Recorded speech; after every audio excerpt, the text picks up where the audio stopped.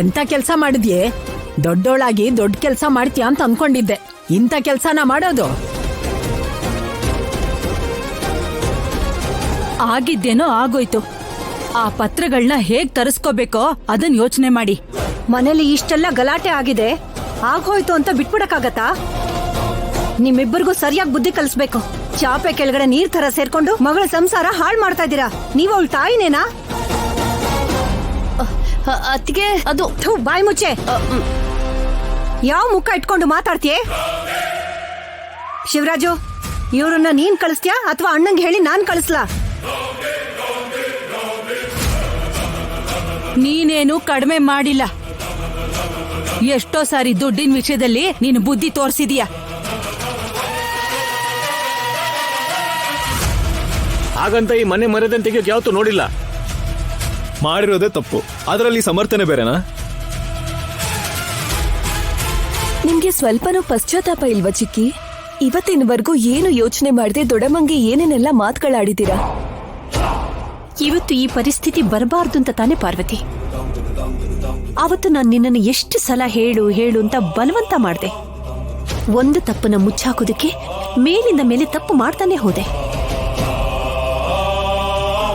ಈ ಮನೆ ಮಕ್ಕಳಾಗ್ಲಿ ಹೆಣ್ಮಕ್ಳಾಗ್ಲಿ ಯಾವತ್ತೂ ತಲೆ ತಗ್ಸೋ ಕೆಲಸ ಮಾಡೋಲ್ಲ ಅಂತ, ಈ ಮನೆಗೆ ಕೆಟ್ಟ ಹೆಸರು ತರಲ್ಲ ಅಂತ ನಾನು ಎಷ್ಟೋ ನಂಬಿದ್ದೆ.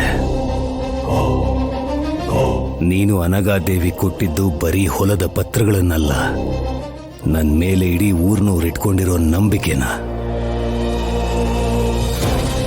ನಾನು ಈ ಊರು ಕೊಟ್ಟಂತ ಮಾತು, ಇಷ್ಟು ದಿನ ನಾನು ಈ ಊರಲ್ಲಿ ಕಾಪಾಡ್ಕೊಂಡಿದ್ದ ಗೌರವ, ಈ ಮನೆಗಿರೋ ಮರ್ಯಾದೆ ಮತ್ತೆ ಪ್ರತಿಷ್ಠೆ, ಮಾಡೋದೆಲ್ಲ ಮಾಡಿ ತಲೆ ತಗ್ಸ್ ನಿಂತಿದ್ಯಾ? ಅದು ನಿಮ್ಮನ್ನ ನೋಡೋದಕ್ಕೆ ನನಗ್ ಧೈರ್ಯ ಸಾಲ್ತಾ ಇಲ್ಲ ರೀ. ಆ ರಾತ್ರಿ ಪತ್ರನ ತಗೊಂಡ್ ಹೋಗೋದಕ್ಕೆ ಎಲ್ಲಿಂದ ಬಂತು ಚಿಕ್ಕಿ ನಿಮ್ಗ ಧೈರ್ಯ? ನೀವು ಸಿಕ್ಕಾಕೊಳ್ತಿರೋದ್ ಗೊತ್ತಾಗಿ ಮತ್ತೆ ಅವ್ರ ಹತ್ರ ಹೋಗಿ ಇಲ್ಲಿಗೆ ಬಂದು ಸಾಕ್ಷಿ ಹೇಳು ಅಂತ ಅವ್ರು ಕೇಳಿದ್ರಲ್ಲ, ಅವಾಗ ನಿಮ್ಗೆ ಧೈರ್ಯ ಎಲ್ಲಿಂದ ಬಂತು? ಮಾಡಿದ ಕರ್ಮ ಯಾವತ್ತೂ ತಪ್ಪಲ್ಲಮ್ಮ. ಹಿಂದಿನ ಕಾಲದಲ್ಲಿ ಹೋದ್ ಜನ್ಮದಲ್ಲಿ ಮಾಡಿದ ಪಾಪ ಈ ಜನ್ಮದಲ್ಲಿ ತೀರ್ಸ್ಬೇಕಾಗಿತ್ತು. ಆದ್ರೆ ಈಗ ಇವತ್ ಮಾಡಿದ ಪಾಪ ಇವತ್ತು ತೀರ್ಸ್ಬೇಕು. ಶಿವರಾಜು, ಅಣ್ಣ ತೀರ್ಪನ್ನ ಹೇಳೋದಿಕ್ಕೆ ನಿನ್ಗೆ ಹೇಳಿದಾನೆ. ಅಮ್ಮ ಮಗಳನ್ನ ಇವಾಗ ಮನೆಯಿಂದ ಆಚೆ ಕಳಿಸ್ತೀಯಾ ಇಲ್ವಾ? ನಡಿ ಹೊರಗೆ. ಅತ್ತೆ ಬೇಡ,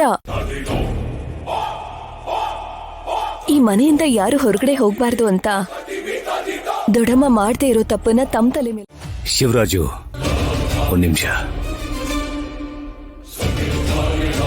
ದೊಡ್ಡಮ್ಮ ದೊಡ್ಡಪ್ಪ ದೊಡ್ಡ ಮನ್ಸ್ ಮಾಡಿದ್ದಕ್ಕೆ ಈ ವಿಷಯದಲ್ಲಿ ಇಲ್ಲಿವರೆಗೂ ಮುಗ್ದಿದೆ.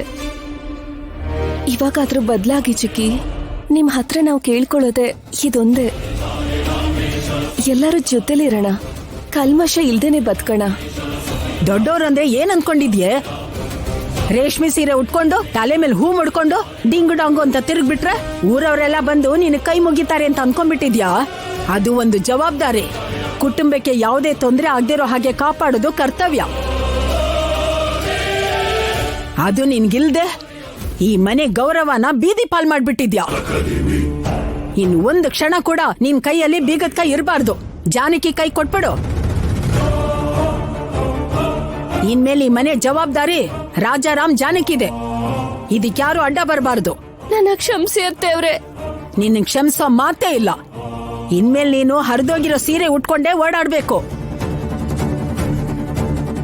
ಬೆಳಗಿನ ಜಾವನೆ ಎದ್ದು ಮನೆ ಗುಡಿಸಿ ಒರೆಸಿ ಬಾಗ್ಲಿಗೆ ರಂಗೋಲಿ ಹಾಕ್ಬೇಕು.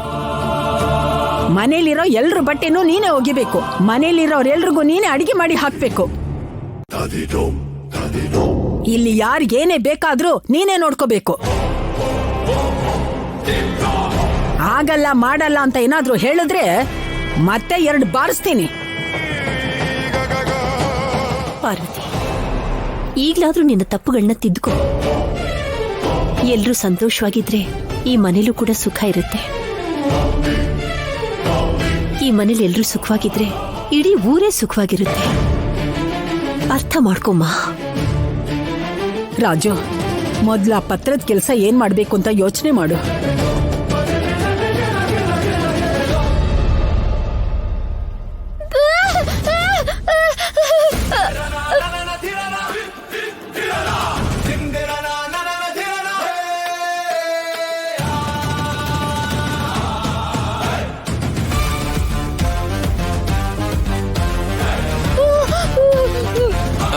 ಅಳ್ಬೇಡ ಆಗೋಯ್ತು ಹೊರಟೋಗ್ಬಿಡೋಣ.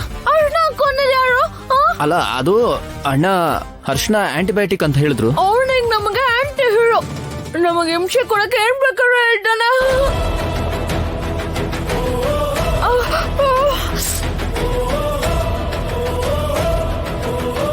ಈಗ ನಾನು ಆಟ ಮಾಡ್ಬೇಕು. ಕೈಯೆಲ್ಲ ಹಸಿರಾಳೆ. ಭಕ್ತಿಯಿಂದ ಮಾಡಿದ್ರೆ ಯಾವ ಸಮಸ್ಯೆನೂ ಆಗಲ್ಲ. ನಿಂಗಂತೂ ಮಾಡಕ್ಕಾಗಲ್ಲ, ಮಾಡೋರ್ನಾದ್ರೂ ಸುಮ್ನೆ ಬಿಡು. ಪಾಪ ಫಸ್ಟ್ ಬಾಲ್ಗೆ ಡಕೌಟ್ ಆದ್ಲು. ದೀಕ್ಷೆ ಅಂದ್ರೆ ಅಷ್ಟು ಈಸಿ ಅಲ್ಲ ಅಂತ ಹೇಳು. ನಂಗೆ